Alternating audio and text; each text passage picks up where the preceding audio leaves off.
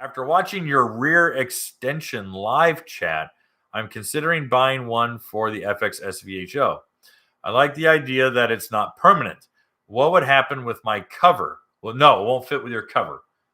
So you take it off, put it in the bed of your truck or in the back of your SUV or in the trunk of your car and put the cover on your ski and drive to wherever. Hey guys, thanks for hanging out. This clip was taken from our weekly podcast that we record here every Sunday night at 8 p.m. Eastern Standard Time. If you want to watch the whole video, you can go to the Watercraft Journal's YouTube channel, go to playlists, and then click on live sessions. You're going to see it there.